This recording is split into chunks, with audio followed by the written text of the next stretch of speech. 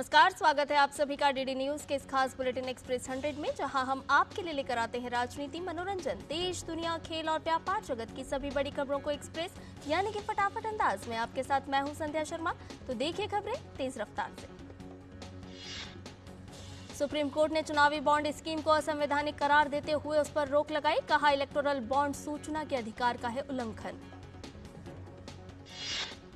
Supreme court ने कहा, चुनावी बॉन्ड के माध्यम से कॉर्पोरेट योगदानकर्ताओं के बारे में जानकारी का खुलासा किया जाना चाहिए। कहा, वोटर्स को पार्टियों की फंडिंग के बारे में जानने का है हक।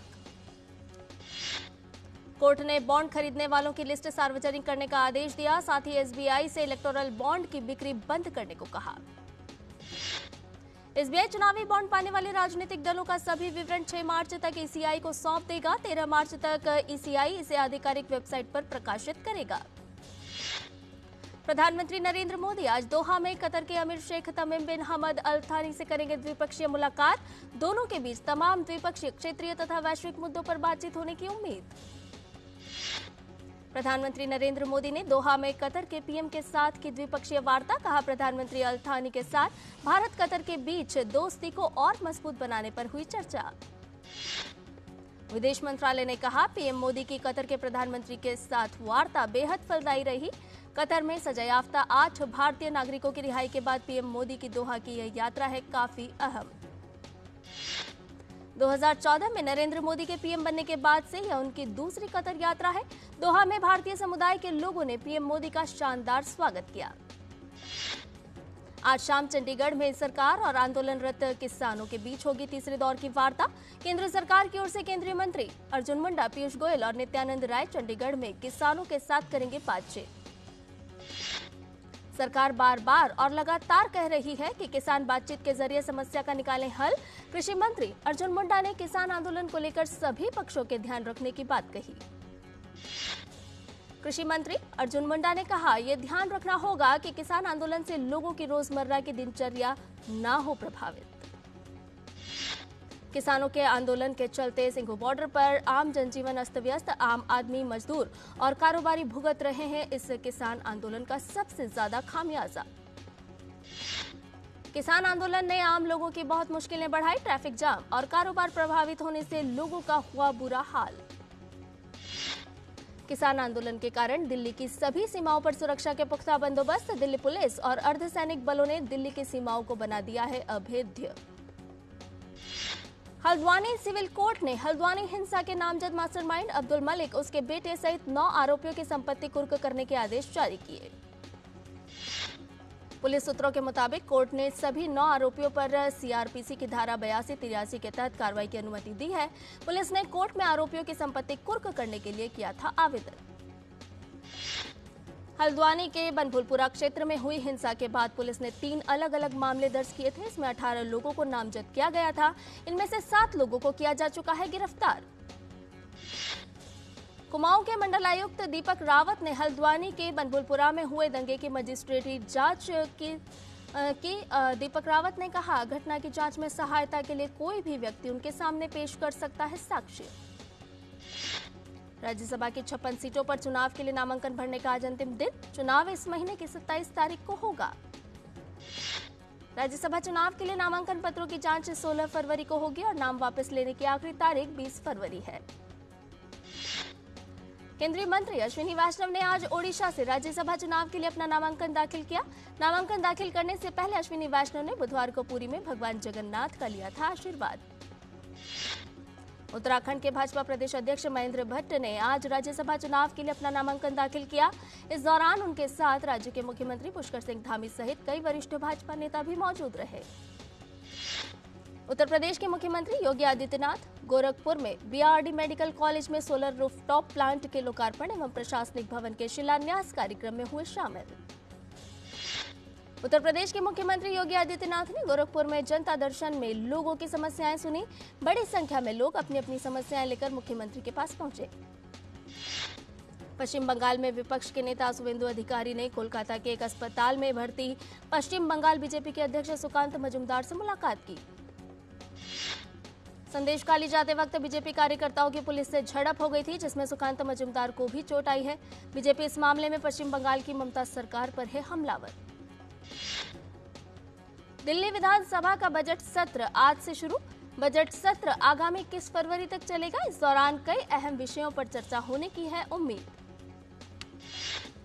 असम पुलिस को मिली बड़ी सफलता। पुलिस ने असम त्रिपुरा सीमा पर करीमगंज जिले में एक ट्रक से कोडिन फॉस्फेट कफ सिरप के 178 कार्टन बरामद किए।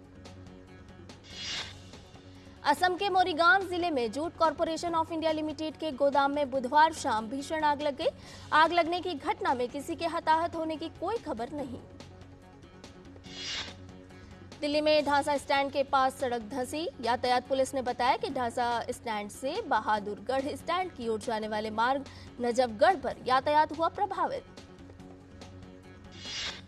झारखंड पेपर लीक मामले पर झारखंड के मुख्यमंत्री चंपई सोरेन ने कहा, एसआईटी का गठन हो गया है, गिरफ्तारी भी हुई है, तेजी से चल रही है जांच। सेना प्रमुख जनरल मनोज पांडे अमेरिका के 4 दिवसीय आधिकारिक दौरे पर हैं। जनरल मनोज पांडे ने अमेरिकी सेना प्रमुख जनरल रैंडी जॉर्ज और कई अन्य वरिष्ठ अधिकारियों के साथ एक उच्च स्तरीय बैठक की। सीबीएसई की 10वीं और 12वीं कक्षा की बोर्ड परीक्षाएं आज से शुरू हुई। इस साल भारत और विदेश के 26 देशों से 39 लाख से अधिक छात्र इन बोर्ड परीक्षाओं में शामिल हुए। भारतीय प्रौद्योगिकी संस्थान जोधपुर में आज से 4 दिवसीय सामाजिक और सांस्कृतिक उत्सव की हो रही है शुरुआत। पहले दिन मशहूर लोक गायक सरताज खान देंगे प्रस्तुति। आज से 18 फरवरी तक चलने वाले आईआईटी जोधपुर के इस उत्सव में भारत के प्रख्यात शैक्षणिक संस्थानों के छात्र ले रहे हैं भाग। मशहूर गायिका मोनाली ठाकुर 18 फरवरी को करेंगी परफॉर्म। भारत में थोक मूल्य सूचकांक यानी WPI पर आधारित महंगाई दर कम होकर पिछले साल की समान अवधि की तुलना में 3 महीने के निचले स्तर 0.27% पर पहुंच गई है। वाणिज्य और उद्योग मंत्रालय द्वारा जारी आंकड़ों से पता चलता है कि खाद्य वस्तुओं व विनिर्मित उत्पादों के दाम में आई कमी के कारण ऐसा हुआ है। इसके पहले दिसंबर 2023 में थोक महंगाई दर 0.73% थी। भारतीय रिजर्व बैंक के गवर्नर शक्तिकांत दास ने पब्लिक सेक्टर के बैंकों और प्राइवेट सेक्टर के चुनिंदा बैंकों के प्रबंध निदेशकों और मुख्य कार्यपालक अधिकारियों के साथ बैठक की। आरबीआई गवर्नर शक्तिकांत दास ने कहा, किसी भी तरह की ढिलाई की कोई गुंजाइश नहीं है। बैंकों को बढ़ते जोखिमों को लेकर अपनी निगरानी बनाए रखनी चाहिए। नकली धन प्रबंधकों द्वारा ठगे जा रहे लोगों को आगाह करते हुए बाजार नियामक ने निवेशकों को ऐसी अवैध इकाइयों के प्रति आगाह किया जो पंजीकृत होने का दावा करती हैं और अधिक रिटर्न का वादा करती हैं। इन्फोर्समेंट डायरेक्टोरेट ने पेटीएम पेमेंट बैंक से विदेशी ट्रांजैक्शन की डिटेल्स मांगी है। एजेंसी ने इससे पहले कंपनी के बारे में रिजर्व बैंक ऑफ इंडिया से भी मांगी थी जानकारी। पेटीएम की पेरेंट कंपनी 197 कम्युनिकेशंस है। आरबीआई ने नियमों का लंबे समय तक अनुपालन न करने का हवाला देते हुए बीते 31 जनवरी को पेटीएम पेमेंट्स बैंक पर रोक लगा दी थी। अडानी ग्रीन एनर्जी लिमिटेड ने दुनिया के सबसे बड़े रिन्यूएबल एनर्जी प्रोजेक्ट की पहली कैपेसिटी का ऑपरेशन शुरू कर दिया। अडानी ग्रीन एनर्जी लिमिटेड की ओर से कहा गया है, गुजरात के खावड़ा में बने इस प्लांट में अभी केवल 551 मेगावाट कैपेसिटी का ऑपरेशन शुरू किया गया है। नेशनल स्टॉक एक्सचेंज यानी NSE ने कहा, आगामी 2 मार्च को शनिवार को छुट्टी के दिन भी बाजार ओपन रहेगा। इस दौरान 2 स्पेशल लाइव ट्रेडिंग सेशन होंगे। डिजास्टर रिकवरी साइट को टेस्ट करने के लिए ऐसा किया जा रहा है। इसका इस्तेमाल सबसे रिसेंट बैकअप से डेटा रिकवर करने के लिए किया जाता है।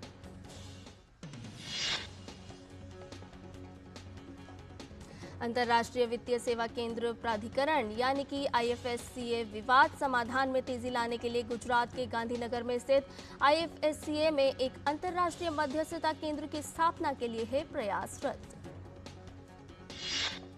IFSCA चेयरमैन के राजा रमन ने PhD chamber of commerce and industry के कार्यक्रम में कहा, यह प्रस्ताव सरकार के समक्ष है विचाराधीन। हम पहले से ही इस पर कर रहे हैं काम। अंतर्राष्ट्रीय ऊर्जा एजेंसी ने कहा, सदस्य देशों के मंत्रियों ने एजेंसी का पूर्ण सदस्य बनने के भारत के आवेदन पर बातचीत शुरू की। फिलहाल 31 देश हैं IEA के सदस्य। एजेंसी ने पेरिस में आईईए की मंत्री स्तरीय बैठक के बाद जारी बयान में कहा, भारत के साथ बातचीत वैश्विक ऊर्जा और जलवायु चुनौतियों से निपटने में देश के रणनीतिक महत्व की है स्वीकृति। और बुलेटिन में फिलहाल रुक रहे एक छोटे से ब्रेक के लिए जल्द हाजिर होंगे। आप बने रहिए डीडी न्यूज के साथ।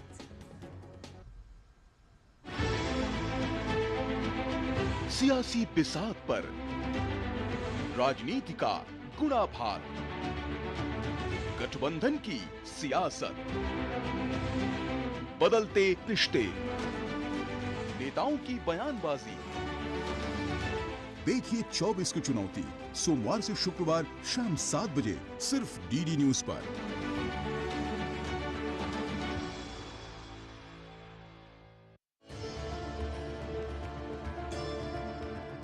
गणतंत्र के भव्य भवन में मुलाकात होगी राष्ट्र की प्रथम नागरिक से। नमस्कार मैम। नमस्कार। क्या कभी उस लड़की ने जो अपने गांव में पहली लड़की जिसने कक्षा 5 के बाद भी पढ़ाई की, क्या कभी ऐसा सपना देखा था कि राष्ट्र में किसी संवैधानिक पद पर वो एक ऐसे मुकाम पर पहुंचेगी? मैं एक आम लड़की थी, घंटों तो तालाबों में मैं तैरती थी। मैं कभी भी सपने भी नहीं देखी थी कि मुझे ये बनना है। हाल ही में हमारे देश के नागरिकों ने आपको मेट्रो में देखा, राष्ट्रपति के नाते कैसा रहा? मैंने भी आम आदमी के तरह मैं भी थोड़ा एक्सपीरियंस करूं। हजारों लोग मेट्रो में जाकर अपने ऑफिस करते हैं, अपने काम पे जाते हैं। मैं भी देखना चाहती हूं कि मेट्रो का बनावट कैसा है।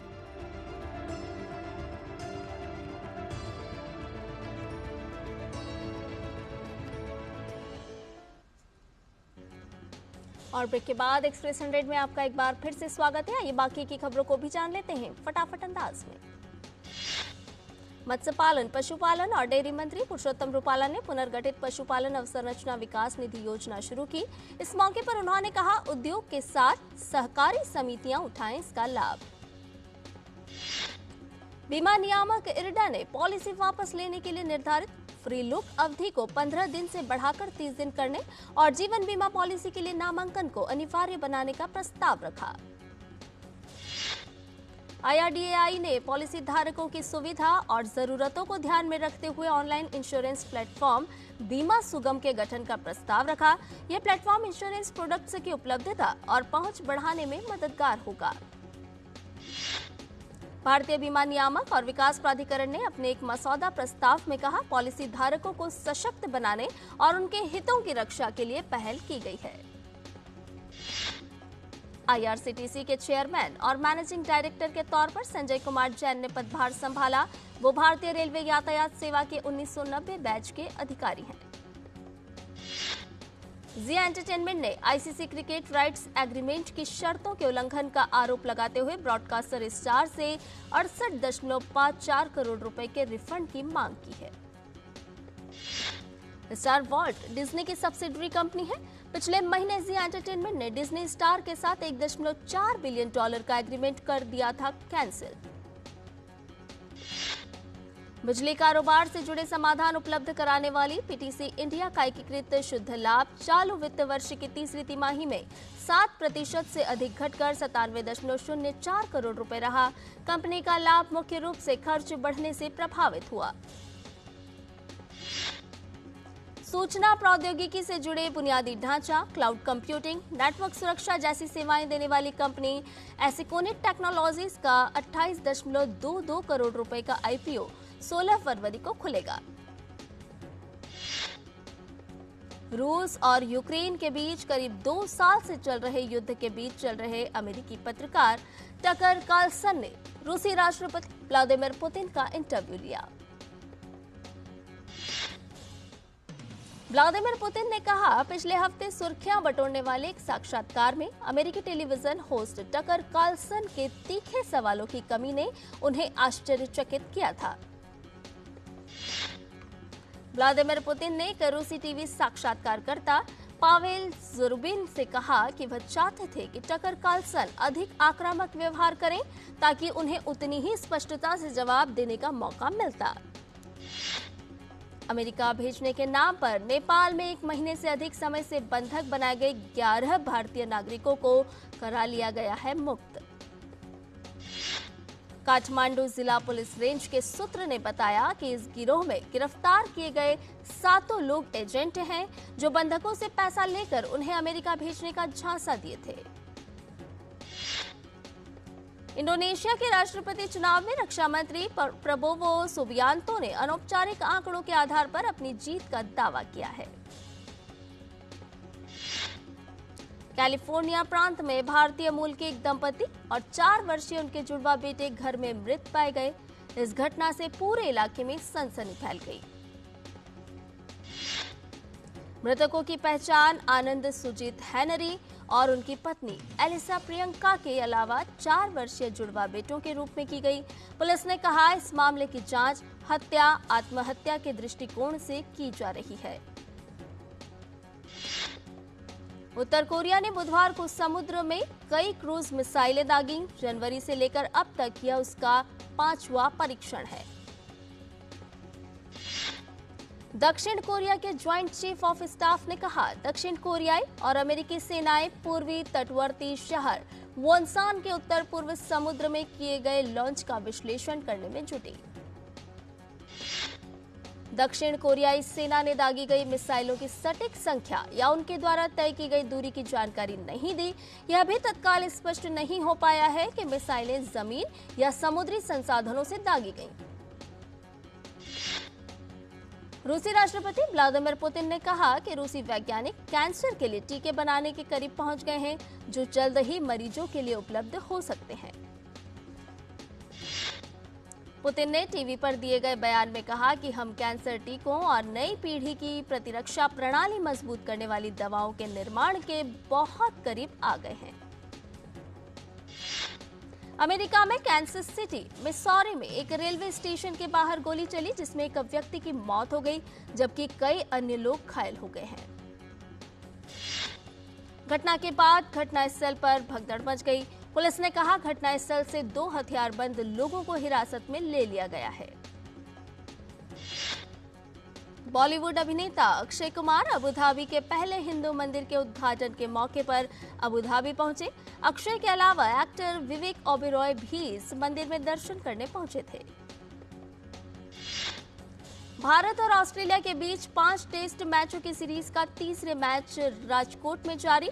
टॉस जीतकर पहले बल्लेबाजी करने उतरी टीम इंडिया में अब तक खोए 3 विकेट। तीसरे टेस्ट में भारतीय टीम लोकेश राहुल के बिना उतरी, वहीं विराट कोहली पूरी सीरीज से बाहर हैं। ऐसे में आज युवा खिलाड़ियों को मौका मिलेगा। तीसरे टेस्ट के लिए चुनी गई टीम में इंग्लैंड ने ऑफ स्पिनर शोएब बशीर के स्थान पर मार्क वुड को शामिल किया है। वुड और एंडरसन की जोड़ी भारतीय बल्लेबाजों के सामने कड़ी चुनौती पेश करेगी। अफगानिस्तान के मोहम्मद नबी ताज़ा जारी आईसीसी वनडे रैंकिंग्स में दुनिया के नंबर 1 ऑलराउंडर बन गए हैं। नबी ने शकीब अल हसन को लंबे समय के बाद नंबर 1 के पायदान से हटाया है। नबी वनडे रैंकिंग्स में नंबर 1 ऑलराउंडर बनने वाले सबसे अधिक उम्र के खिलाड़ी हैं। उन्होंने 39 साल और 1 महीने की उम्र में ये उपलब्धि हासिल की है। मलेशिया में चल रही एशियन टीम बैडमिंटन चैंपियनशिप में भारतीय महिला टीम ने उलटफेर करते हुए चीन को 3-2 से हरा दिया। इस जीत के साथ भारतीय महिला टीम ने 6 साल बाद इस प्रतियोगिता के क्वार्टर फाइनल में जगह बना ली। वहीं ये पहला मौका है जब भारत ने किसी टीम इवेंट में चीन को हराया है। बैडमिंटन एशिया टीम चैंपियनशिप में अपने ग्रुप दौर के आखिरी मैच में भारतीय पुरुष टीम आज चीन से भिड़ेगी। ग्रुप ए में शीर्ष पर चल रही टीम इंडिया ने बुधवार को खेले गए मुकाबले में हांगकांग को मात देकर क्वार्टर फाइनल में जगह बनाई है।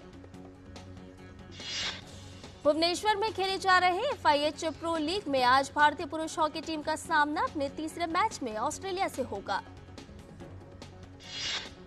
FIH प्रो लीग में अपने अंतिम ग्रुप मैच में भारतीय टीम शुक्रवार को आयरलैंड से भिड़ेगी। इससे पहले खेले गए 2 मैच में भारत ने स्पेन और नीदरलैंड्स को हराया था।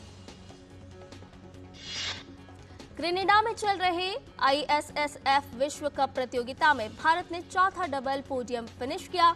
महिलाओं की 10 metre air pistol junior event में देवांशी धामा ने स्वर्ण पर निशाना साधा। वहीं महिलाओं की 10 metre air pistol junior event में ही भारत की लक्षिता ने रजत पदक अपने नाम करने में सफलता हासिल की। चैंपियंस लीग के राउंड ऑफ 16 के पहले लेग में बायर्न म्यूनिख को लाजियो के हाथों 0-1 से हार का सामना करना पड़ा। इस मैच में लाजियो की ओर से एकमात्र गोल इमोबिल ने 67वें मिनट में पेनल्टी को गोल में तब्दील करके किया। वहीं चैंपियंस लीग के राउंड ऑफ 16 में ही खेले गए एक अन्य मैच में PSG ने रियल सोसियादाद को 2-0 से हरा दिया। पेरिस सेंट जर्मन की ओर से इस मैच में एम्बापे ने और बारकोला ने 1-1 गोल दागे।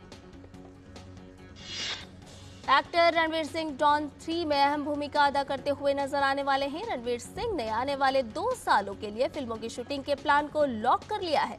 सबसे पहले वह इस साल अप्रैल में अजय देवगन स्टारर सिंघम 3 में अपने हिस्से के शूटिंग शेड्यूल को पूरा करेंगे।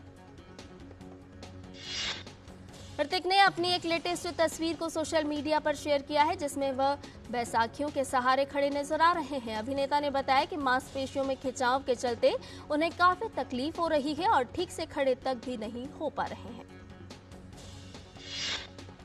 GF जैसी ब्लॉकबस्टर फिल्में कर चुके साउथ सुपरस्टार यश जल्द ही फिल्म टॉक्सिक में नजर आने वाले हैं। साथ ही उनका नाम नीतीश तिवारी की रामायण में रावण की भूमिका के लिए भी लगभग फाइनल हो गया है। एक्ट्रेस दिव्यांका त्रिपाठी ने famous reality show big boss को लेकर एक बड़ा बयान दिया है। दिव्यांका ने एक इंटरव्यू में इस बात का खुलासा किया है कि वह कभी भी इसका हिस्सा नहीं बनेंगी, साथ ही इसकी वजह भी बताई है। फिल्म निर्माता रोहित शेट्टी की आगामी फिल्म सिंघम अगेन में अभिनेता अर्जुन कपूर खलनायक की भूमिका निभाएंगे। अजय देवगन की सिंघम श्रृंखला की यह तीसरी फिल्म होगी। सुपरस्टार अक्षय कुमार की आगामी फिल्म सरफिरा की घोषणा हुई। 12 जुलाई को सिनेमाघरों में दस्तक देने वाली यह फिल्म तमिल की सुपरहिट फिल्म सोरारई पोटरू का रीमेक है। सोरारई पोटरू ने 5 राष्ट्रीय फिल्म पुरस्कार जीते थे। Deepika Padukone BAFTA film awards में विजेता को प्रदान करेंगी पुरस्कार। पादुकोण ने सोशल मीडिया प्लेटफॉर्म इंस्टाग्राम पर स्टोरी डालकर बाफ्टा में शामिल होने की जानकारी दी। ऋचा चड्ढा और अली फजल के प्रोडक्शन में बनी पहली film girls will be girls को अमेरिका में 2024 South by Southwest festival में प्रदर्शित की जाएगी। यह फिल्म हिमालयी पहाड़ी शहर के एक बोर्डिंग स्कूल में पढ़ने वाली बच्ची पर आधारित है। एनिमल स्टार रश्मिका मंदाना नेहा धूपिया के पॉडकास्ट नो फिल्टर नेहा के 6ठे सीजन में दिखाई देंगी। अभिनेता शाहिद कपूर, कार्तिक आर्यन, टाइगर श्रॉफ और कृति सेनन नो फिल्टर नेहा के सीजन 6 में हो सकते हैं अतिथि। अभिनेता विद्युत जामवाल का कहना है कि उनके फैंस आगामी फिल्म क्रैक में उनके करियर के सर्वश्रेष्ठ स्टंट करते हुए उन्हें देखेंगे। क्रैक फिल्म सिनेमा घरों में 23 जनवरी को होगी रिलीज। और इसके साथ ही एक्सप्रेस न्यूज में फिलहाल इतना ही। हमें दीजिए इजाजत, लेकिन डीडी न्यूज पर खबरों का सिलसिला लगातार जारी है। नमस्कार।